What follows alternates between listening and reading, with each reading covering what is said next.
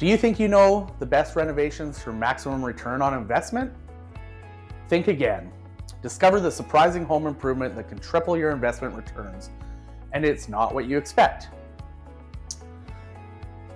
I'm Robert Nixon, your Campbell River real estate specialist. Contact me for all your real estate needs and for up-to-date market information about Campbell River.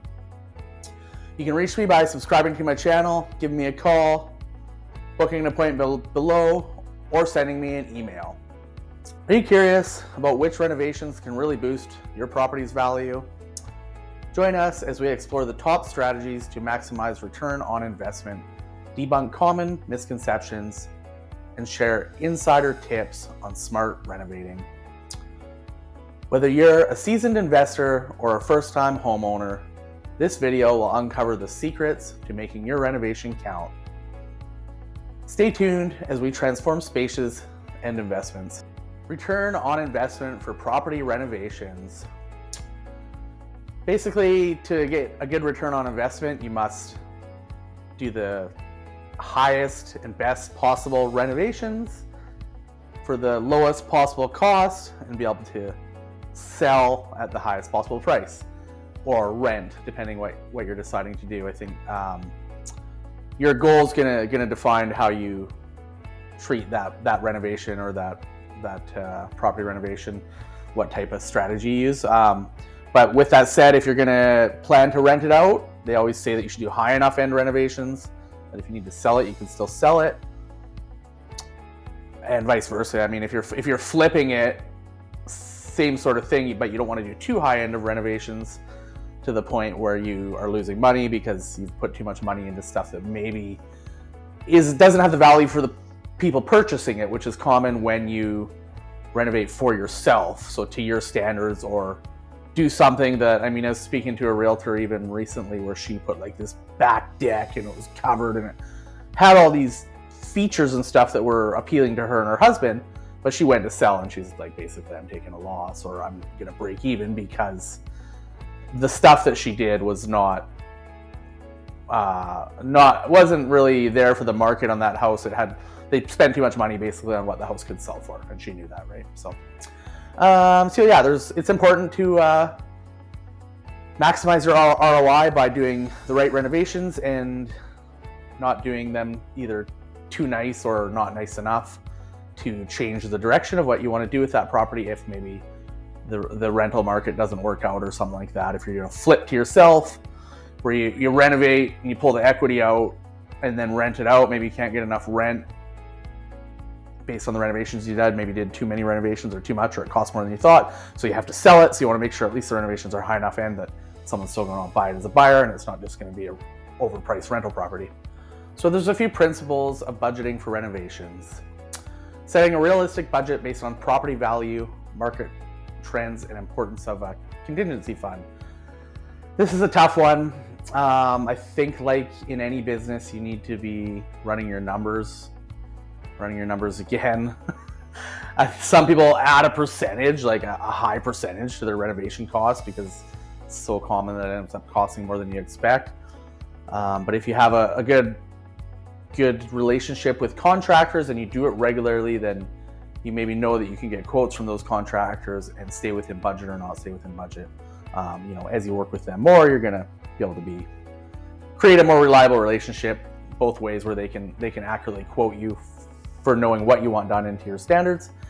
But it's a really hard one because it's easy to find things as you go that you need to be done that you go, oh no, I didn't think of that, or I didn't budget for that, but you're like, it just makes sense, it has to be done. And then maybe you go, it's like if you're living in the property, it's just a cost, right? But maybe you spent too much and you can't afford to keep the house. If you're renting it, maybe you have to roll that money back into the rental. It's not money you have just sitting around. Maybe it's on a line of credit, so you have to roll it back into a new mortgage to pay the line of credit back, so you get a little lower interest, and maybe the property doesn't cash flow anymore. So having a contingency, adding a percentage to what you think it's going to cost, or a financial contingency, so having that money, that percentage above, available if you go over, and the numbers still working with that contingency there. And then if you're renting it, ability to pay the mortgage once it's remortgaged with that rent. And if you're selling it, knowing where the market's going and that in the market that you're going to be selling in, if that's 6 months, maybe it's 2 months, maybe it's 3 months, maybe it's 6 months or a year down the road, depending on the extent of the renovation, knowing you're going to be able to sell it in that market. So if you're an experienced investor, you're going to sort of know that stuff, but your realtor should know where the market's going. Is it going up? Is it down? Is it sort of hitting the bottom of the market like it's maybe doing right now before it changes again, depending on what interest rates do and stuff like that. So you want to be aware that if you're renovating in a market that's going down and you spend too much money, then you have to have a pretty big profit margin for it to make sense. So budgeting is a really, really hard one. I think an important aspect is, like any business, reviewing your numbers and what's going on as your projects get complete. Maybe start with the projects that are like a must do and work your way down the list. And if you are going to be over budget, maybe you don't do some certain things like replace that back patio that maybe doesn't have to be done, or do it a different way. Maybe, don't pour a nice stamped concrete pad. Maybe you just replace some deck boards and make it out of wood, which may or may not be cheaper depending on the cost for wood and stuff these days. But yeah, it's a tough one, budgeting, and you have to be careful and know your contractors and know what you're getting and what you have to work with as far as costs. It's tough. I've done it, and if anything, I'd say I probably always spend too much money because I want to do things super nice and high end and make them well done. And I mean, it just depends who you get doing it. I end up doing a lot of work myself, so that still costs me money, whether it takes me away from my other business or it's just my time, right? So yeah, you got to be careful. Make sure you budget, make sure you track your numbers, and know what you're getting into. Another important aspect of renovations for getting good return on investment is balancing aesthetics and functionality. So, I mean, it's again a few simple things: aesthetics and functionality. How aesthetic is it as you drive up to the house? Is there a big moving truck in the driveway blocking the view so you can't see the nicely painted front door? And then functionality, right? If there's not enough parking in the driveway, maybe it's not a functional place. But yeah, so if it doesn't look or appear that there's enough room in the driveway, but there is, it's just really full, then that would not be good as well. But then, according to the inside of the house, I mean, aesthetics and functionality. So think about an older house that's closed off with I want to say modern dining room, but it's not a modern dining room, like a formal dining room, as opposed to a newer house where the kitchen, the dining room, the living room are open. So in an older house, the kitchen's blocked off, set off, the dining room set off, and formal, and it's a lot different. So now that would not be as aesthetically pleasing or as functional in today's world. So maybe I did this on a house, so obviously you got to be careful, make sure the walls aren't load bearing if you need to engineer and stuff. But maybe you take out that wall, so you open up the kitchen to the living room and you replace the kitchen and put an island in that breaks up the difference between the kitchen and the living room and stuff, dining room, but it also opens that top part up and makes it feel like a bigger room, which I think is the goal with the aesthetics of new homes. So there's things like that you can do to get your ROI and help the home be more appealing to someone. Maybe it's still a little bit more affordable if you go to sell it, or it's appealing to tenants because you've renovated, but it's not at as high of a cost as if you were to go buy a brand new home that has a modern layout. So yeah, that's possible. And then it's a tough one though, because how much money do you spend? Is there asbestos in the drywall that you need to have professionally removed? What are the costs related to that if you do need an engineer or something? So again, aesthetics and functionality, ROI. You want to make it as functional and aesthetically pleasing as possible, but you also have to think about the return on investment and if it's going to get you the money back. Another big one that I see people do is you get a smaller or like a bigger house, but it's an older layout. So maybe the kitchen's been opened up, but then you have like 2 or 3 bedrooms upstairs. So someone will maybe convert one of the bedrooms into like a walk-in closet and an ensuite, or I've seen it where it's only 2 bedrooms upstairs and they convert the 1 bedroom into a walk-in closet and an ensuite, because the older houses don't have the ensuites, but then you only have 1 bedroom upstairs. So maybe that makes it more aesthetic and appealing, but is it functional? Because you go to try and sell that home and I mean, in most cases, no family is going to buy it unless it's like some older kids where they all want to be downstairs, and the adult couple or parents want to be upstairs. But it's hard. Usually a family wants to be on the same floor, so maybe it wouldn't appeal to certain people if you're trying to sell or for renting. So you have to be careful by taking away from one side to make it more aesthetic, taking the functionality away to make it more aesthetic. So yeah, just those are a few things. What else? Aesthetic, flooring aesthetics. Maybe you had carpet in the bedrooms, but you have a decent floor in the main living area, so you put some laminate in the bedrooms that doesn't match the other room, or all the floors will be different in each room. Is quite common. I think you're better off to put carpet back in the bedrooms than have mismatched flooring for aesthetic reasons. But a lot of people want to get away from carpet, but then that'd be more functional and aesthetically pleasing, but the cost to do all the flooring maybe to make it the same would be maybe too high, or maybe it would make sense.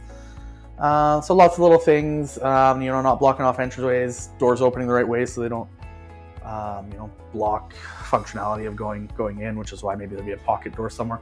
I have a closet in my house, and they put and it's not a massive walk-in closet, it could be bigger for sure. I don't know. And they put a swinging door that swings in, and I just took it off the hinges. My goal is to maybe put one of those barn doors there, but my bedroom door opens in too, so I feel like it'd be a little bit tight.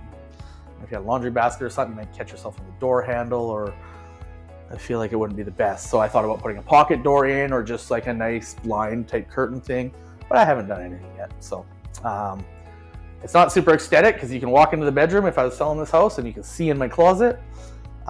It's functional right now because you can just go in and out of the closet as you please, but you got to get that balance. So a better door before we sell, or even sooner, is definitely needed. Property selection for maximum value addition. So this one again is going to depend on your goal. Are you moving into it?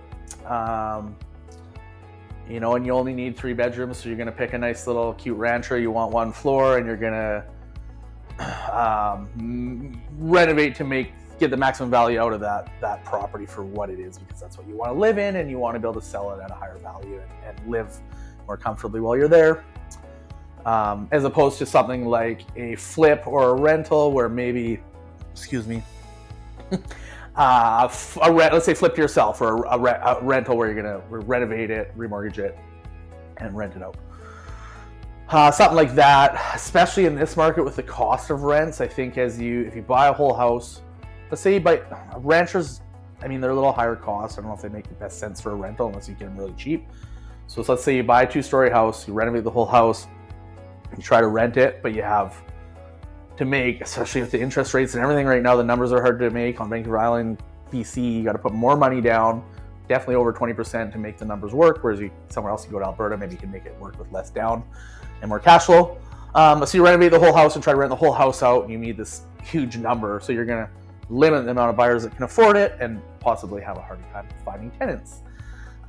So maybe it would make more sense. One thing we did is research how many condos were available in basement suites when we decided whether to put a basement suite or not. But as rents got more and everything got more, I think that one, it would have made more sense to put a basement suite in.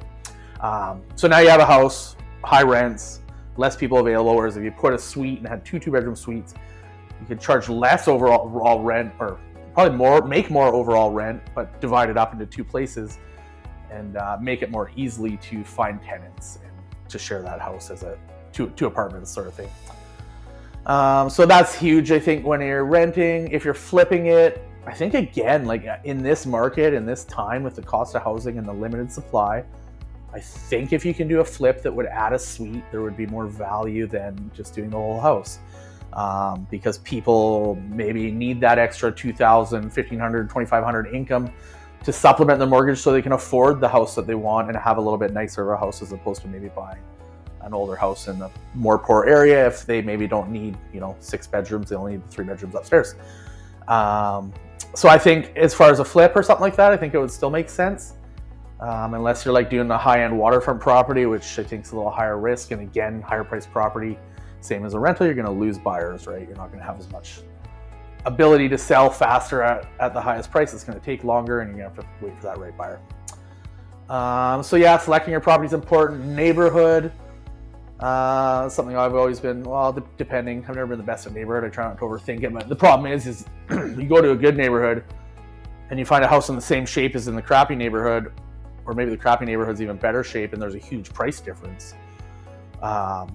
So buying in the neighborhood maybe doesn't make sense. You can't renovate it and flip it and sell it, or you can't rent it out and make enough money.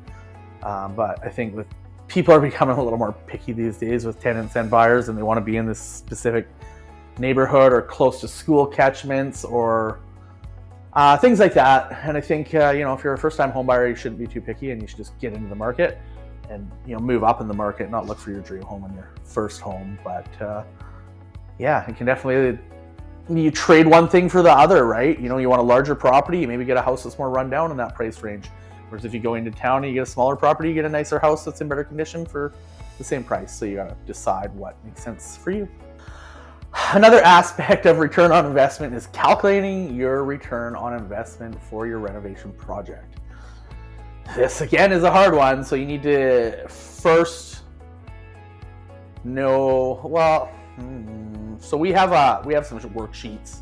One of them is called like 4 ways to win. So the different things you can get out of your project, the different ways you can get out of your investment as a rental, let's say.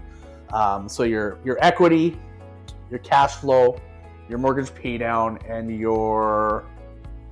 I forget what it's called. Oh my God, I can't remember the name, but it's like your sweat equity or your ability. Like if you buy a turnkey property, you're not going to have that fourth one. But if you buy a property that needs renovations, the ability to renovate the property and make it worth more based on the renovation. So if you increase the value by $100,000, that's giving you a return there. You're going to get return as the mortgage gets paid down as a rental.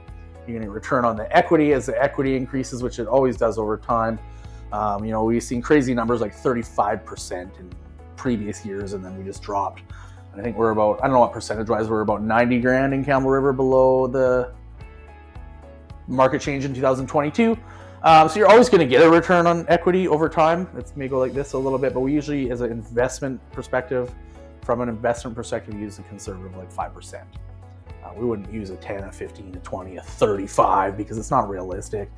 And I think the long-term 20, 30-year numbers, definitely for the US, and I'd assume Canada's similar, maybe a little better actually, we're like 5 to 7% over 10, 20, 30 years. Over the whole, like nationwide sort of thing. And then of course your cash flow. So making enough rent to cover all your bills and have money left over after. Just like in any business, if you're not making money, you're not making profit, then the business is not working to your benefit.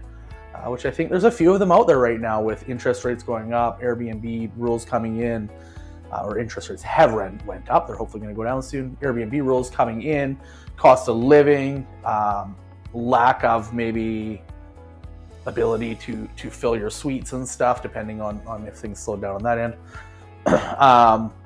So anyways, you need to run those numbers for sure and take into account the house,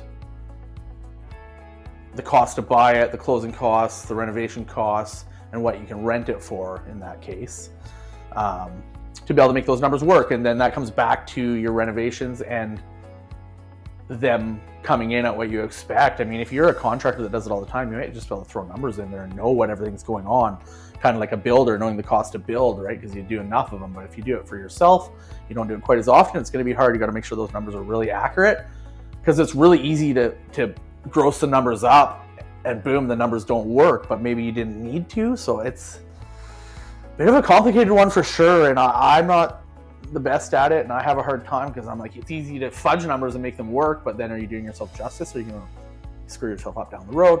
But you also don't want to go way too over because it's easy to push it out where it doesn't make sense anymore. So yeah, that's for rentals. Sort of the same thing with a flip, right? You wouldn't have the equity or the mortgage pay down, but you can use the same 4 ways to win, and calculate your sweat equity. What do they call it? What do we call it? But anyways, your work you put into the house is going to increase the value, and what the cost is to increase the value, and what the profit's going to be. For a flip, as far as a place to live, I mean, yeah, just not over renovating that when you are ready to sell, or if you have to sell for work reasons or financial reasons, that you're going to be able to get that money back out. So a quick recap on what we've just reviewed, and the important points.